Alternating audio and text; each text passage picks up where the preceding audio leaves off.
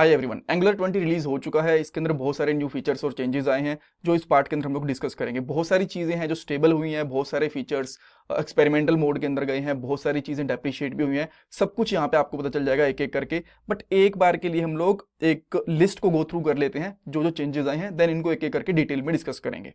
Angular का जो template engine है उसके अंदर कुछ अपडेट्स आई हैं।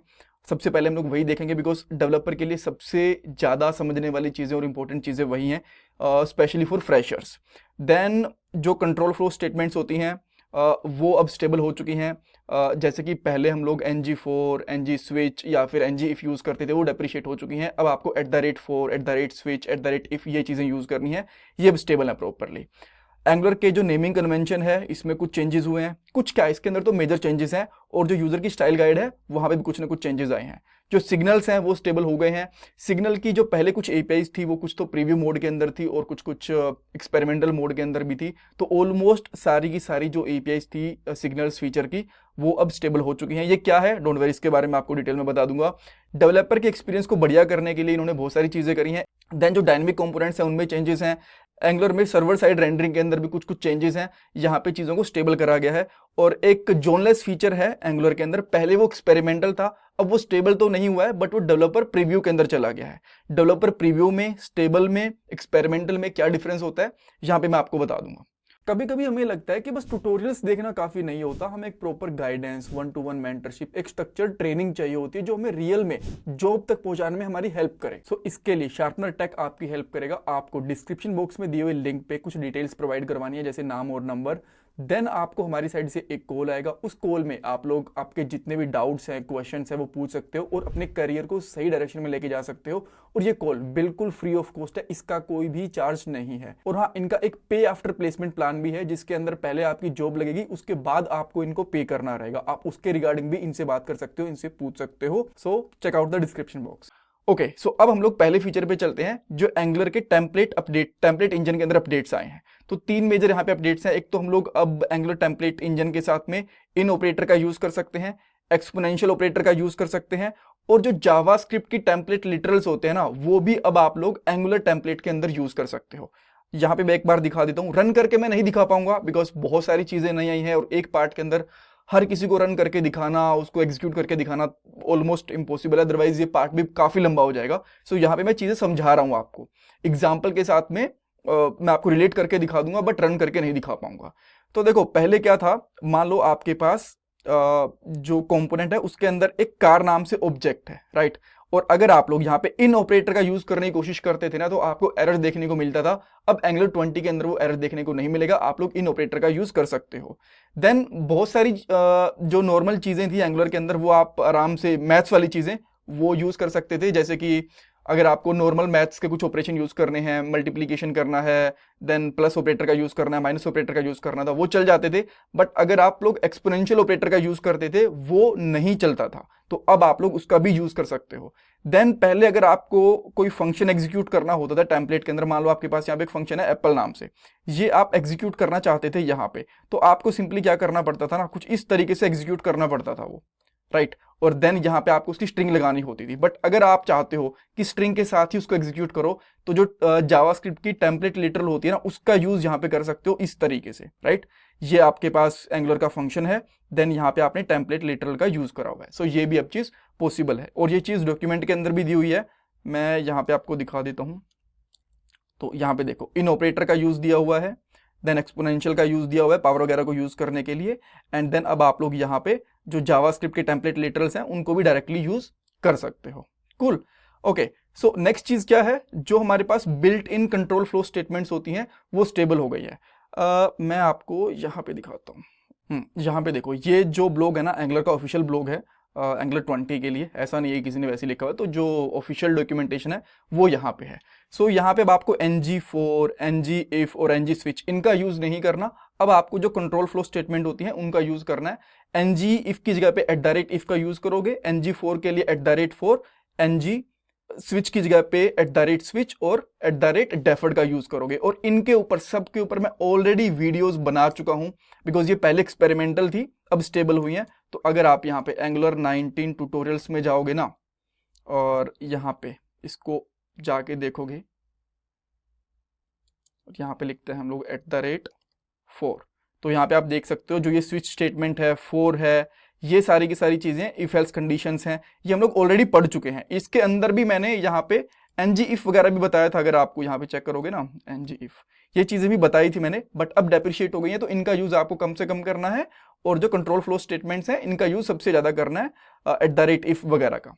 Cool, okay. नेक्स्ट चीज क्या है, update style guide and naming convention. इसके अंदर एक काफी बड़ा चेंज करा है। अब इन्होंने क्या करा है ना, जब आप लोग कंपोनेंट बनाते थे पहले एंगुलर 19 वगैरह के अंदर, तो आपके पास यहाँ पे ऐसे बनता था, जब एक कंपोनेंट के अंदर app.component.html देन .component.spec, तो ये कंपोनेंट आता था, ये अब रिमूव कर दिया है। कंपोनेंट के अंदर से भी रिमूव कर दिया है इन्होंने, सर्विसेज के अंदर से भी रिमूव कर दिया है। तो अगर आपको यहाँ पे मैं दिखाऊं, राइट, सो यहाँ पे आप देखोगे स्टाइल गाइड अपडेट के अंदर इन्होंने डायरेक्टिव, सर्विसेज, पाइप्स, कंपोनेंट, इनके अंदर से जो सिर्फिक्स हैं ये इन्होंने हटा दिए हैं जनरेट करते टाइम। अब नाउ अगर आपको इनका यूज वगैरह करना है, आपके पास एग्जिस्टिंग एप्लीकेशन है, आप स्टिल यूज करना चाहते हो, तो आपको json.schema के अंदर चेंज करना पड़ेगा। इसके लिए मैं एक अलग से पार्ट बना के दिखा दूंगा आपको कि कैसे ये चेंजेस वगैरह कर सकते हो, बट अभी के लिए मैं आपको फीचर बता देता हूँ। कूल, तो अभी के लिए आपको user.ts ऐसी फाइल मिलेगी, user.component.ts ऐसी चीजें नहीं देखने को मिलेंगी। देन उसके बाद में जो आपकी ऐसी प्रॉपर्टीज आप लोग यहाँ पे बनाते हो ना, मान लो आपने यहाँ पे एक प्रॉपर्टी बनाई यूजर नाम से, ठीक है, तो अब ये कह रहे हैं कि यूजर के साथ में आपको प्रोटेक्टेड जो एक्सेस मॉडिफायर्स होते हैं उनका यूज करना चाहिए। ये रिकमेंडेड है, अभी जरूरी नहीं है बट रिकमेंडेड है। सेम इसी तरीके से जो इनपुट एंड आउटपुट फंक्शंस होते हैं हमारे, इनके साथ भी आपको रीड ओनली यूज करना चाहिए। नाउ ये चीज क्या होती है, इनपुट एंड आउटपुट, ये बेसिकली कंपोनेंट के कम्युनिकेशन के, एक कंपोनेंट से दूसरे कंपोनेंट में डाटा को भेजने के लिए यूज में आती हैं। और एक चीज उन्होंने और बोली है कि अब आप लोगों को ना क्लास डॉट उस क्लास का नाम इस तरीके से यूज करना चाहिए, एंड स्टाइल डॉट समथिंग इसका यूज करना चाहिए ओवर एनजी क्लास और एनजी स्टाइल। यानी कि हो सकता है आने वाले टाइम के अंदर ये एनजी क्लास और एनजी स्टाइल को भी डेप्रिशिएट कर दें, राइट। तो आपको इस तरीके से क्लासेस और स्टाइल का यूज करना है। अब नाउ सिग्नल्स, अगेन देखो अगर आप यहां पे जाओगे ना, तो सिग्नल्स के ऊपर कहाँ चले गए, ये देखो सिग्नल्स होते हैं, डेटा टाइप्स हैं, ये जो कंप्यूटेड सिग्नल्स हैं, और इसके साथ में एक इफेक्ट नाम से चीज भी होती थी, ठीक है। ये रही, सबके ऊपर हम लोग ऑलरेडी वीडियो बना चुके हैं, बिकॉज ये पहले स्टेबल नहीं थी बट फीचर्स पहले अवेलेबल थे, राइट। सो अब जो ये सिग्नल्स हैं ये स्टेबल हो चुके हैं और आप इनका यूज कर सकते हो। अब इनका थोड़ा सा बेनिफिट क्या था मैं आपको बता देता हूँ। ये बेसिकली ना प्रोजेक्ट के और कंपोनेंट की स्टेट को मैनेज करने के लिए यूज में आते हैं, और इससे पहले हम लोग RxJS यूज करते थे। तो अब ये चाहते हैं एंगुलर वाले कि RxJS का हम लोग धीरे धीरे कम यूज करना शुरू करें, और सिग्नल्स का यूज इफेक्ट वगैरह का हम लोग ज्यादा अभी यूज करें, ठीक है। तो इसके लिए जो हमारी सिग्नल्स के साथ साथ effect to signal to observable, ये सारी भी चीजें स्टेबल हो चुकी हैं। ऑलराइट, सो अब हम लोग नेक्स्ट अपडेट पे चलते हैं। इनहांस्ड डेवलपर एक्सपीरियंस, डेवलपर के लिए इन्होंने क्या क्या चीजें सही करी हैं। देखो, एक तो इनके पास टेम्पलेट हॉट मॉडल रिप्लेसमेंट, ये चीज होती थी, अब इसको डिफॉल्ट कर दिया है, जिसको हम लोग शॉर्ट फॉर्म में HMR भी बोलते थे। ये बेसिकली है क्या, देखो जैसे ही आप लोग एंगुलर के प्रोजेक्ट में कोई भी चेंज करोगे, मैं यहाँ पे गया, मैंने यहाँ पे कुछ भी चेंज करा, मान लो मैंने यूजर को यूजर वन बना दिया, राइट, और जैसे मैं सेव करूंगा तो आपको ब्राउजर पे तभी के तभी वो अपडेट दिख जाएगा विदाउट रीलोड। अब आप बोलोगे ये तो पहले भी दिखता था, इसमें कौन सी बड़ी बात है। पहले दिखता था, बट पहले क्या होता था, जो आपका पेज होता था ना, जैसे कि ये वाला पेज है, वो ये ऐसे इस तरीके से रिलोड होता था, बट अब वो इस तरीके से रिलोड नहीं होगा। यानी कि अगर आपके पास कुछ टेम्परेरी डाटा है फॉर्म वगैरह के अंदर, तो वहां पे अवेलेबल रहेगा, वो जाएगा नहीं। सेकेंड चीज, होस्ट बाइंडिंग के लिए इन्होंने क्या करा कि type checking and language service support है, ये थोड़ा सा इंप्रूव कर दिया। एक बार मैं आपको दिखा भी देता हूँ। हाँ, तो पहले क्या होता था, जब आप लोग होस्ट बाइंडिंग यूज करते थे तो आपको यहाँ पे एरर्स वगैरह नहीं दिखते थे, और ना ही ऑटो सजेशंस वगैरह दिखते थे। तो अब उनके साथ में आपको रियल टाइम एरर वगैरह दिखेंगे, वैलिडेशन वगैरह, और ऑटो कंप्लीशन यानी कि सजेशंस वगैरह भी दिखेंगे, जब भी आप लोग किसी आईडी के अंदर काम करोगे, जो कि बेसिकली टाइपस्क्रिप्ट को सपोर्ट करता है। जैसे कि VS कोड है, ये टाइपस्क्रिप्ट को सपोर्ट कर रहा है, तो यहाँ पे आपको ये चीजें देखने को मिल जाएंगी। Then Chrome dev tool integration, देखो एक ना यहाँ पे एंगुलर का एक क्रोम एक्सटेंशन होती है, ठीक है, ये वाली। अगर आप पहले इसको यूज करते थे ना, तो ये जो डेव टूल होता है उसके साथ में इंटीग्रेट नहीं होता था, इसका एक अलग से टैब बनता था। बट अब अगर आप यूज करोगे ना इसको, तो ये बेसिकली जो क्रोम का डेव टूल होता है उसके साथ ही काम करेगा। मैं अगर आपको दिखाना भी चाहूँ, यहाँ पे देख सकते हो, पहले क्या होता था, एंगुलर और क्रोम दोनों के जो डेव टूल होते थे ना, एक टैब में नहीं दिखते थे, अलग अलग दिखते थे। तो इसलिए आपको डिबगिंग वगैरह करने में या फिर परफॉर्मेंस इन्हांसमेंट वगैरह करने में थोड़े इश्यूज होते थे। अब वो नहीं होंगे, बिकॉज दोनों की दोनों चीजें एक ही टैब के अंदर आपको दिख जाएंगी। ऑल राइट, नेक्स्ट चीज क्या है यहाँ पे, डायनेमिक कंपोनेंट अपडेट। देखो पहले एंगुलर 19 के अंदर जब भी आप लोग डायनेमिक कंपोनेंट्स वगैरह बनाते थे ना, और कंपोनेंट में कुछ भी चेंज करना होता था, जैसे कि उसका टाइटल या फिर मैसेज वगैरह ऐसी कुछ प्रॉपर्टीज को चेंज करना होता था, तो पहले आपको कंपोनेंट का रेफरेंस लेना पड़ता था, देन उसके इंस्टेंस के अंदर मैसेज डालना पड़ता था, इस तरीके से डालना पड़ता था। बट अब आपको उनकी जरूरत नहीं है, अब आपको बाइंडिंग यूज करनी है, देन इनपुट बाइंडिंग के साथ में मैसेज पास कर दो, टाइटल, जो भी चीजें आपको अपडेट करनी है वो यहाँ पे कर सकते हो, उसमें अभी आपको कोई प्रॉब्लम नहीं आने वाली।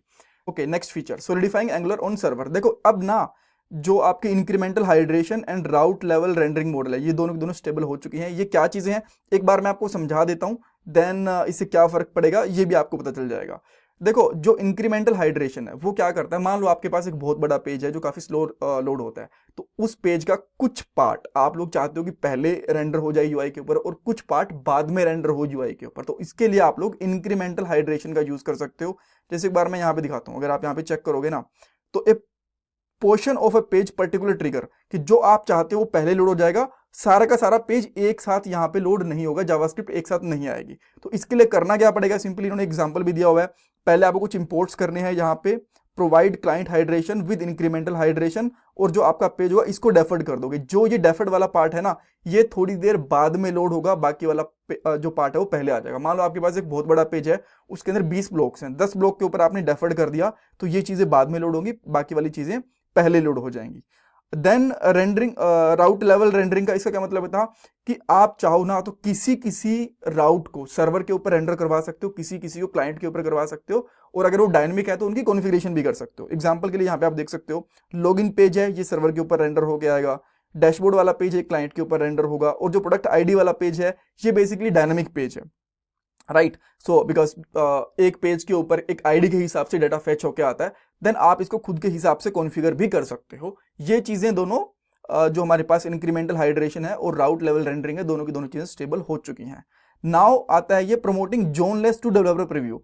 अब इस चीज का मतलब क्या है, पहले जोनलेस वाला जो फीचर था ना, ये था एक्सपेरिमेंटल, अब इन्होंने इसको स्टेबल नहीं करा, अब इन्होंने इसको डाल दिया है डेवलपर प्रीव्यू के अंदर। तीन चीजें होती हैं, एक्सपेरिमेंटल का मतलब होता है कि एक्सपेरिमेंट है, इसको आप प्रोडक्शन के ऊपर यूज ना करो तो ही बेटर है, बट आप खुद से ट्राई करके देख सकते हो। डेवलपर प्रीव्यू का मतलब है कि डेवलपर की इच्छा है, करना चाहे तो कर लो, हमारे हिसाब से चीजें ठीक चलनी चाहिए, ठीक है, तो वो डेवलपर के ऊपर बोल देते हैं। और जब हम लोग प्रोजेक्ट वगैरह को इंस्टॉल करते हैं तब वो उससे पूछता है कि आपको ये चीज चाहिए या नहीं चाहिए। थर्ड चीज होती है स्टेबल, इसका मतलब होता है कि अब परफेक्टली काम कर रही है, अब आपको ये वाला फीचर डेफिनेटली मिलेगा ही मिलेगा।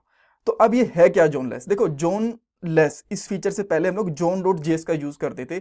ये बेसिकली क्या करती थी ना, एंगुलर के एप्लीकेशन के अंदर मंकी पैचेस करती थी। सो मंकी पैच का सिंपल सा मतलब ये है कि अगर आप लोग कोई ब्राउजर एपीआई या फिर ब्राउजर इवेंट वगैरह यूज करते हो, जैसे कि set time out, set interval, XML HTTP request, जिसको आप लोग फेच भी बोलते हो बेसिकली, जो हम लोग सर्वर से डाटा को फेच करते हैं, इवेंट लिसनर वगैरह, अगर आप लोग इनका यूज कर रहे हो और इनसे किसी डाटा में अपडेट होता है, देन वो डाटा आपको आपकी यूआई के ऊपर भी अपडेट करवाना होता है, इसको पैच देना होता है।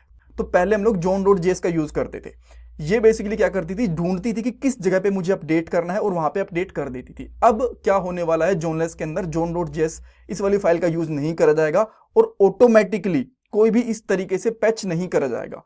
डेवलपर खुद के हिसाब से अगर उसको पैच करवाना है कि नहीं करवाना है वो खुद देखेगा और उसका मैनुअल पैच करेगा। मैनुअल पैच ऐसा नहीं कि खुद से जाके पैच करेगा, वहां पे आप लोग सिग्नल्स, इफेक्ट्स, ऐसी एपीआईज का यूज कर सकते हो, वो ज्यादा लाइट वेट रहेंगी और उनके अंदर एरर आने के चांसेस भी कम है। बिकॉज जो जोन.js थी ना, ये सर्वर साइड रेंडरिंग के साथ साथ कुछ कुछ इश्यूज करती थी और परफॉर्मेंस के ऊपर भी इम्पैक्ट डालती थी। सो अब ये सारी की सारी जो प्रॉब्लम्स हैं वो रिजॉल्व हो जाएंगी। ऑलराइट, इसके बाद में कुछ छोटी छोटी चीजें और भी हैं। तो जो एंगुलर का मटेरियल यूआई है, इसके अंदर इन्होंने बटन कंपोनेंट के अंदर कुछ कुछ चेंजेस करे हैं इस रिलीज के साथ में, सो थोड़ा सा बेटर अलाइनमेंट के साथ में काम करेगा। उसके अलावा मान लो आप लोग कोई पुराना प्रोजेक्ट यूज कर रहे हो तो जिसके अंदर कंट्रोल फ्लो स्टेटमेंट्स वगैरह भी नहीं मिलेंगी। मान लो आप एंगुलर 15 यूज कर रहे हो बट आप उसको एंगुलर 19 में अपडेट करना चाहते हो, तो उस चीज के लिए आपको कंट्रोल फ्लो स्टेटमेंट्स का यूज करना पड़ेगा, इस वाली कमांड का यूज करना पड़ेगा, तभी आप लोग कंट्रोल स्टेटमेंट को यूज कर पाओगे। सिग्नल्स के लिए भी यहाँ पे सिग्नल इनपुट माइग्रेशन करना पड़ेगा। अगर आप लोग चाहते हो कि आपके प्रोजेक्ट के अंदर बहुत सारी जो अनयूज्ड इंपोर्ट्स हैं वो आपको हटानी है, उनसे आप लोग पीछे छुड़ाना चाहते हो, तो आप लोग Angular cleanup then unused import इसका यूज कर सकते हो। और अगर आपको जैसे कि बहुत सारे फ्रेमवर्क्स वगैरह होते हैं, इवन ब्राउजर भी इस चीज़ को सपोर्ट करता है कि जब भी कोई ब्रैकेट आप ओपन करते हो तो ऑटोमेटिकली क्लोज भी कर देता है उसको सही जगह के ऊपर। तो अगर आप ये एंगुलर के अंदर चाहते हो तो सेल्फ क्लोजिंग टैग इसको भी यूज कर सकते हो, राइट। सो दैट्स ऑल, ये अपडेट्स हैं और जल्दी ही हम लोग इनके ऊपर अलग से वीडियोस भी लेके आएंगे। Thank you so much for watching this part guys.